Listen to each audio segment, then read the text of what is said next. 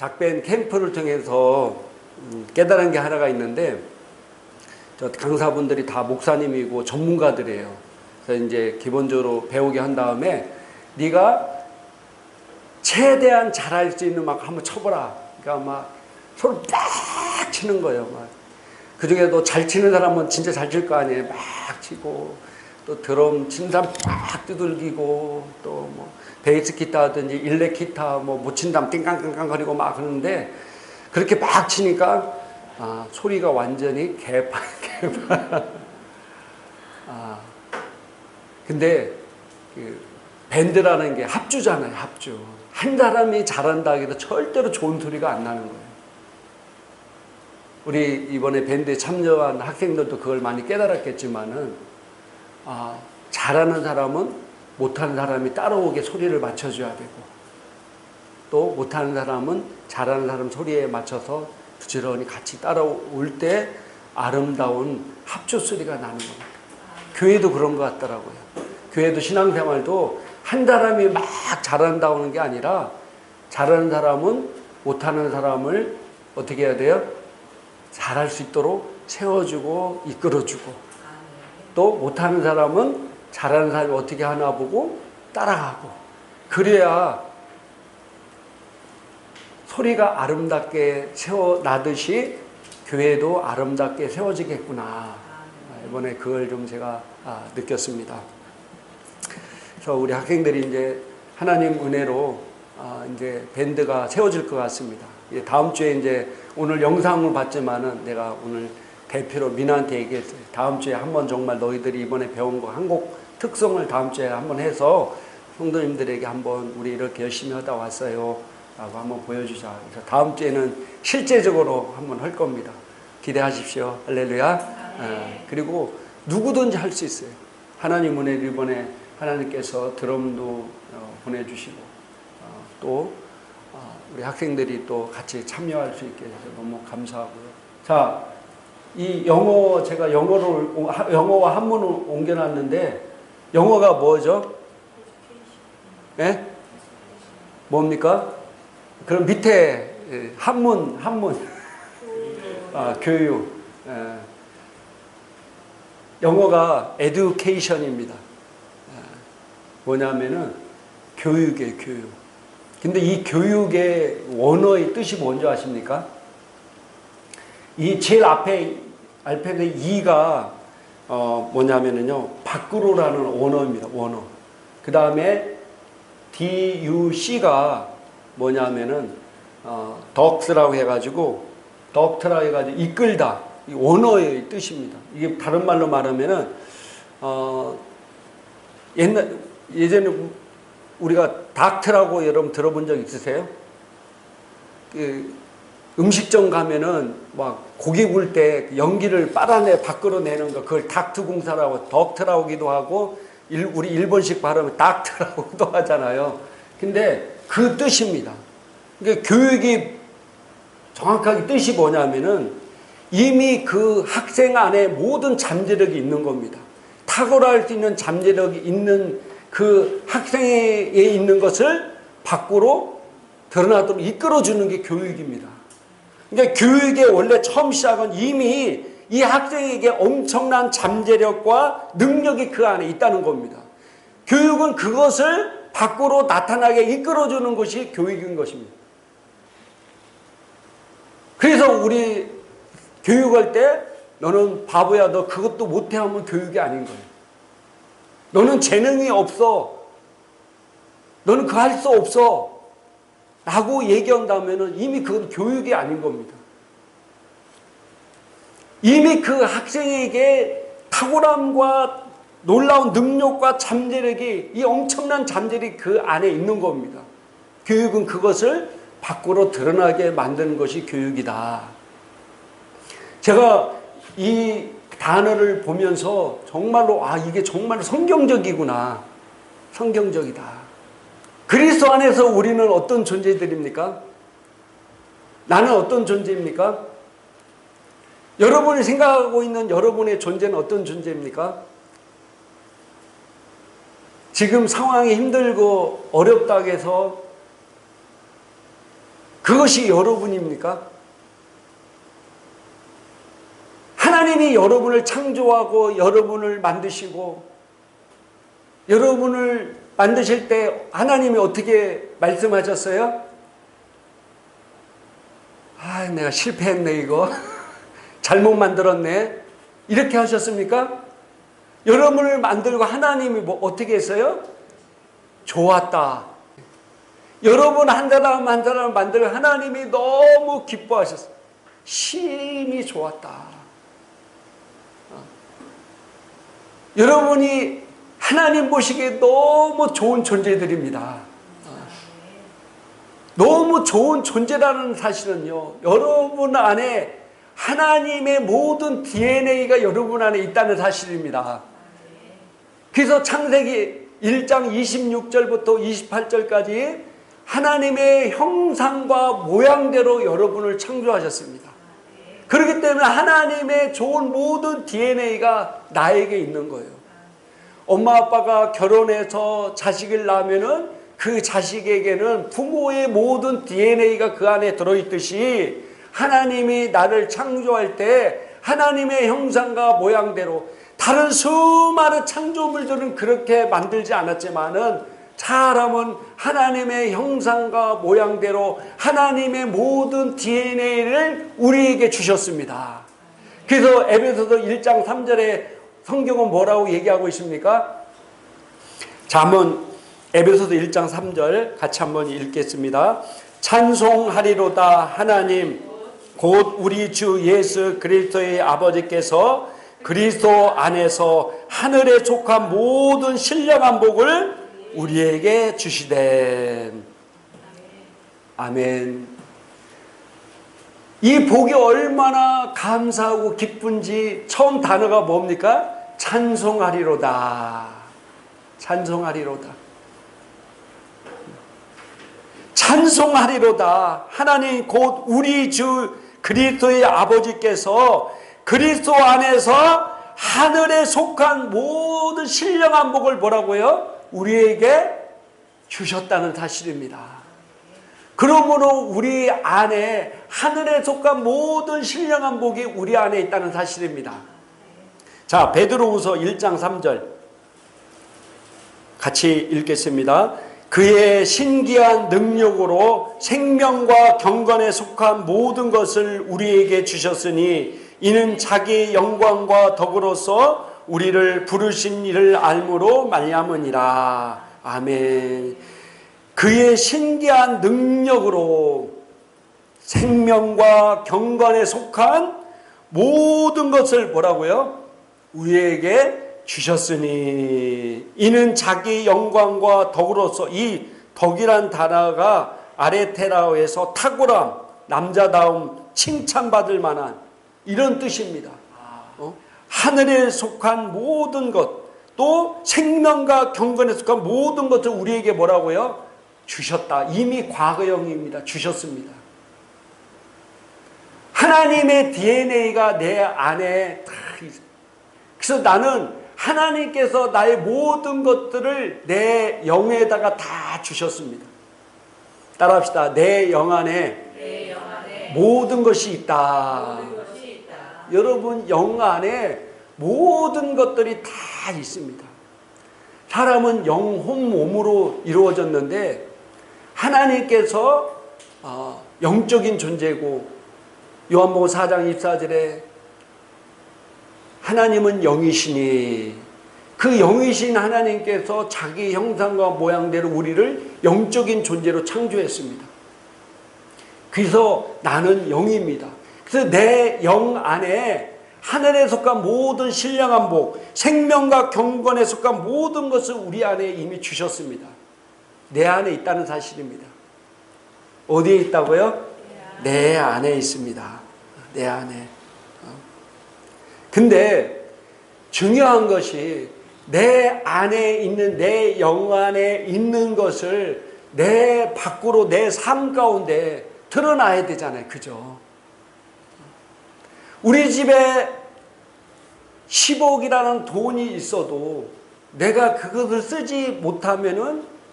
쓰지 않으면은 10억에 아무런 가치가 없는 거예요.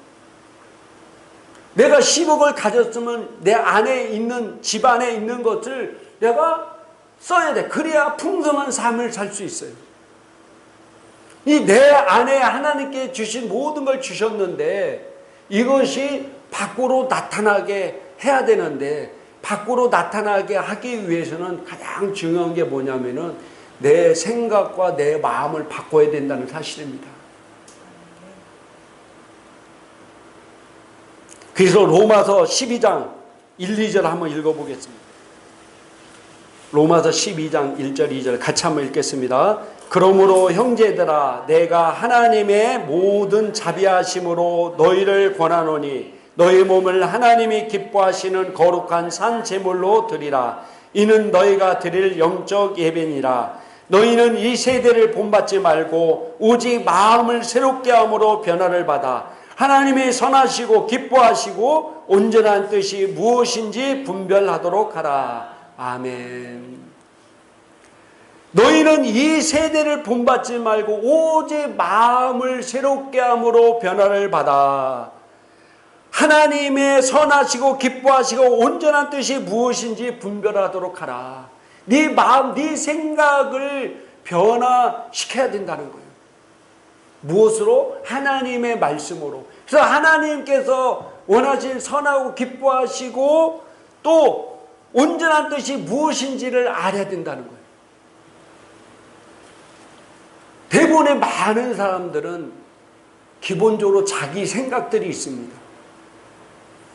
지금까지 자라오면서 받은 교육, 또 지금까지 살면서 수많은 많은 경험들이 있잖아요. 뭐 상처를 받았다든지, 또 문제 생겼다든지, 뭐 사기를 당했다, 이런 경험이 어떤 생각으로 남아 있습니다. 생각이 또 뉴스라든지 이런 것들이 계속해서 자라다 보면 이것이 자기 생각으로 딱 굳어져 있는 경우가 많습니다. 근데 이 생각이 대체적으로 많은 사람들의 생각이 세상적인 것입니다. 하나님의 말씀으로 굳어진 생각이 아니라 세상적인 생각으로 굳어져 있어요. 그래서 하나님의 말씀을 받아들일 때 이해가 안 가는 거예요. 어떻게 물이 갈라지지? 어떻게 물이 변하여 포도주가 되지? 내가 지금까지 교육받은 거, 지금까지 받은 뉴스, 뭐 체험 이런 걸 통해서 이건 있을 수가 없는 거예요. 어떻게 동정녀 마리아 예수님이 나올 수가 있지? 생각을 받아들일 수 없는 거예요. 그러니까 내 믿음이 자라지 않는 겁니다. 그러니까 내가 기적을 바라보려면 기적을 믿어야 돼요. 기적을 믿지 않는데 어떻게 기적이 일어나겠습니까?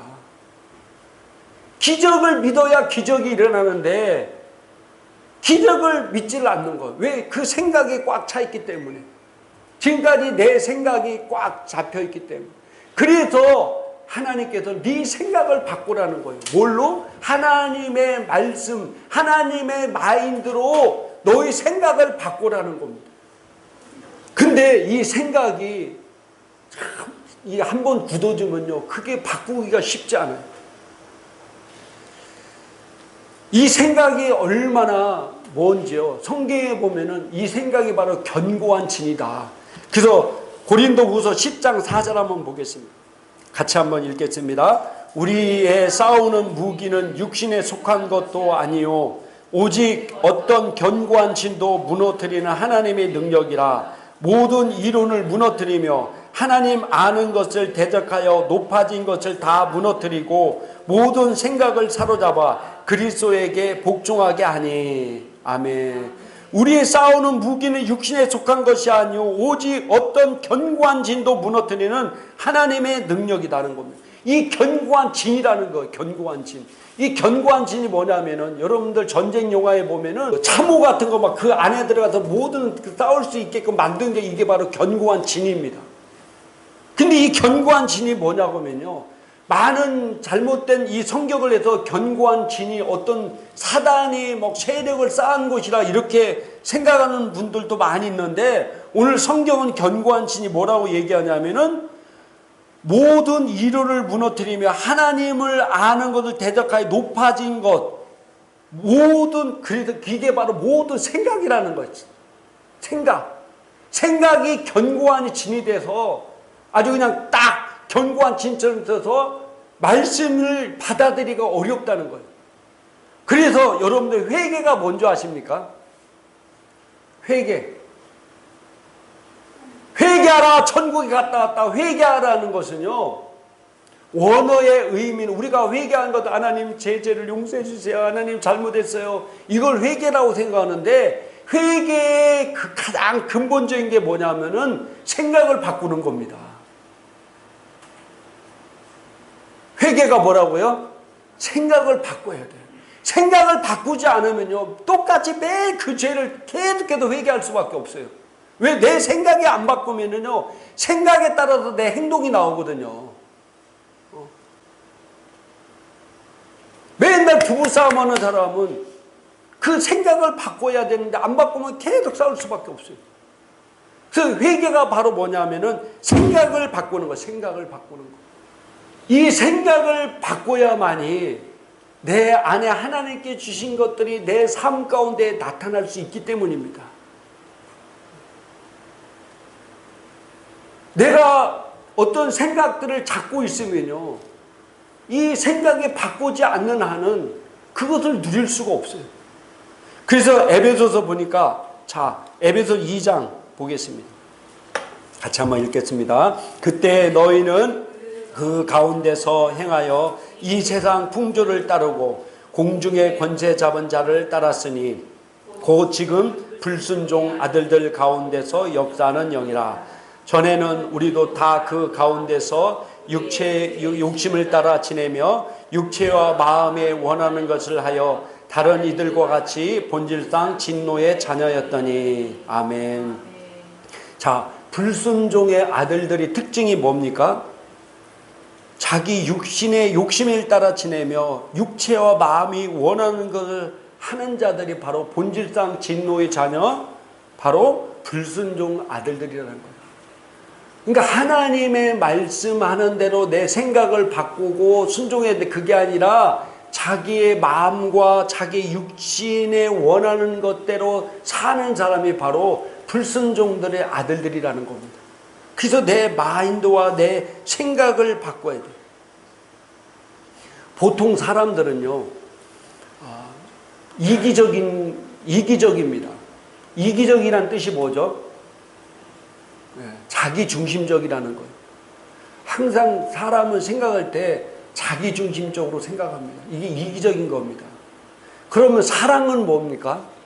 사랑은, 특별히 하나님의 사랑은요, 타인의 중심으로 생각하는 것이 사랑입니다. 근데 근본적으로 타락한 인간의 속성은 이기적이에요. 자기 중심적으로 항상 생각해. 그래서 다른 사람이 어떤 행동을 하더라도 자기 중심적으로 생각해서 그 사람을 판단합니다. 예를 들어서 어떤 사람이 전철을 탔는데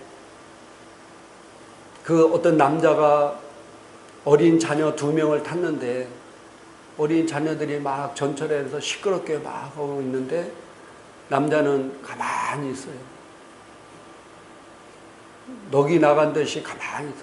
그러니까 그 주변에 있던 사람들이 짜증이 난 거예요. 왜? 전철 안에서는 애를 조용히 시켜야 되는데 아빠가 옆에 있는데도 가만히 있고 애들은 떠들고 뭐하고. 그러니까 그 중에서 성질이 급한 사람이 참다 못해서, 아니 애가 이렇게 떠들면은 좀 조용히 시켜야 되지 않습니까? 라고 얘기하니까 그때도 그 남자가 정신을 차리고, 너무 죄송합니다. 사실은 오늘 애 엄마가 오늘 죽어서 장례식을 치르고 오는 길입니다. 그래서 제가 정신이 없었어요. 그 얘기를 들은 다른 주변의 사람들은 다 마음이 숙연해졌어요. 그동안은 자기 생각으로 이게 떠들고 근데 안 한다고 막 했지만은 갑자기 그 사람 생각이 되니까 어떻게 된 거예요? 불쌍하잖아요. 또 그 남자가 이해가 되잖아요. 그 젊은 애기들 둘 놓고 부인이 세상을 떠났으니 그 얘기를 들으니까 사람들이 다 마음이 숙연해지는 거예요. 그리고 아무 소리 안 해요. 그러니까 생각이라는 게 이렇게 차이가 있습니다. 부부간에도 마찬가지입니다. 여러분들 돈이 많은 사람을 뭐라고 합니까? 네? 돈이 많은 사람을 뭐라고 그래요? 태연이. 돈이 많은 사람을 우리가 뭐라고 하지?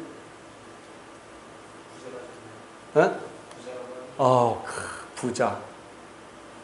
또 어떤 사람은 잘 산다, 잘 사는 사람이라고 이렇게 하죠. 그죠? 저 집은 잘 살아.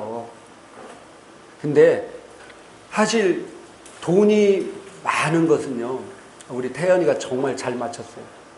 돈이 많은 사람을 부자합니다. 근데 돈이 많은 사람을 잘 사는 사람이라고 쓰는 것은요, 잘못된 표현입니다. 이 잘 산다는 뜻이 뭐냐면요, 사이가 좋다는 말이 나는 거예요. 이 잘 산다는 의미가 서로 사이가 좋다는 게 잘 사는 겁니다. 물론 부자 중에 돈이 많은 사람 중에서도 잘 살 수 있지만은 돈이 많다 해도 또 잘 사는 건 아니잖아요. 그래서 돈이 많은 사람은 부자고 잘 사는 사람은 서로가 사이가 좋은 겁니다. 다른 말로 말하면 서로가 소통이 잘 되는 거예요. 예를 들어서 신랑이 밖에서 열심히 일하고 들어왔는데 부인이 신랑한테 이렇게 얘기합니다. 여보, 오늘 날씨 엄청나게 더웠는데 너무 힘들었어. 우리 밖에 나가서 외식할까? 근데 그 신랑이 들어와서 야, 지금 밖에 이 뜨거운 떼약볕에 산업전선에서 열심히 일하는 사람도 있고 또 농부들 그 떼약볕에서 농사 짓는데 너는 뭔가 있다고 더워서 못하는 애 많은 애 이렇게 얘기하면은 뭐예요? 그 얘기를 들으면 부인은 어떻습니까? 마음의 문을 닫겠죠. 그럼 뭐가 안 되는 거예요? 서로 소통이 안 되는 거예요. 소통이. 그럴 때 신랑이 너 오늘 더운데 정말로 올해 날씨 여름 날씨 정말 더웠지. 이렇게 더운데 힘들었구나. 그래 뭐 맛있는 거 한번 먹으러 갈까? 이렇게 하면 그 사람의 마음을 뭐 해주는 거예요? 사람의 마음을 움직이는 거예요. 이런 것들이 소통입니다. 근데 그런 것들이 잘 이제 커뮤니케이션이 이루어져야 되는데 그게 안 이루어지면 이제 소통이 안 되는 거예요. 그러니까 항상 자기 쪽에서 생각하기 때문에 소통이 안 이루어지는 겁니다. 남자들은 여자를 고를 때 뭘 보고 골라야 되는지 아세요? 여기 남자들 장가안 간 남자가 2명 있네. 여자의 예쁜 얼굴보다도 여자의 예쁜 말을 하는 여자를 고르라는 거예요. 태연이 뭐라고?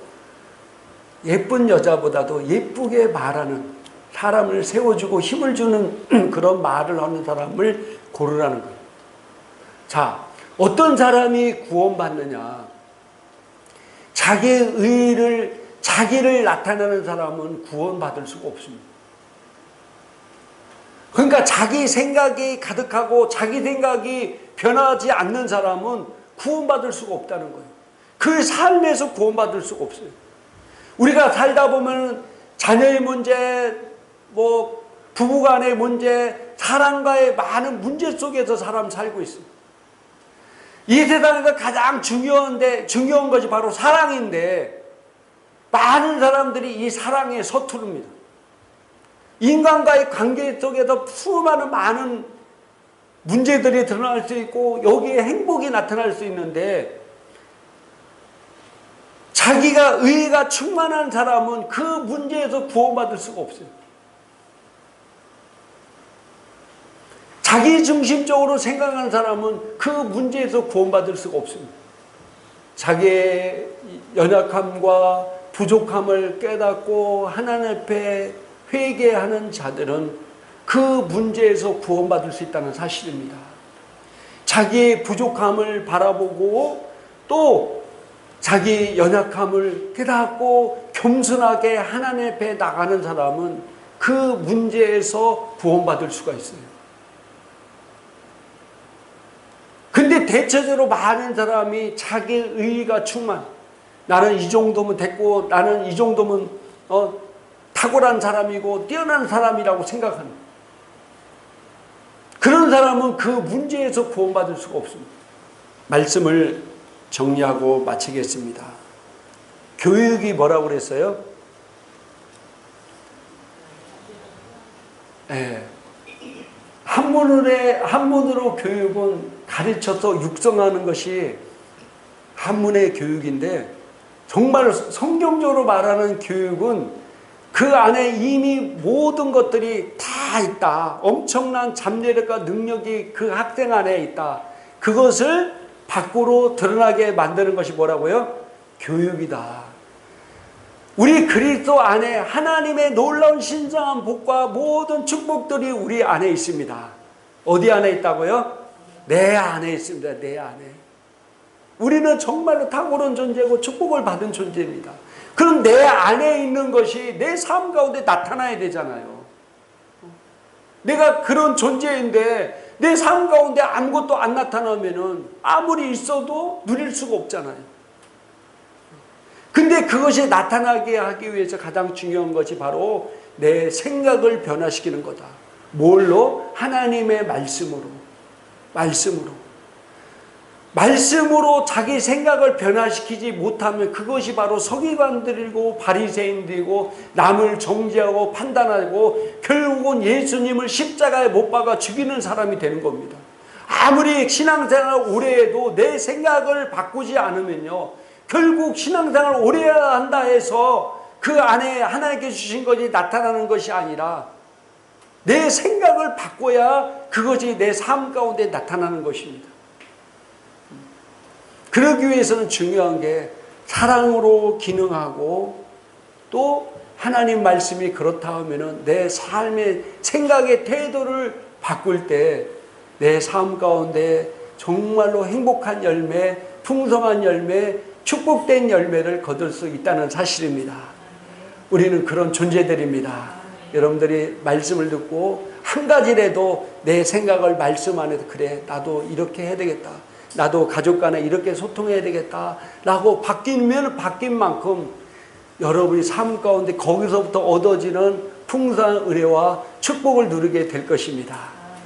네, 기도하겠습니다.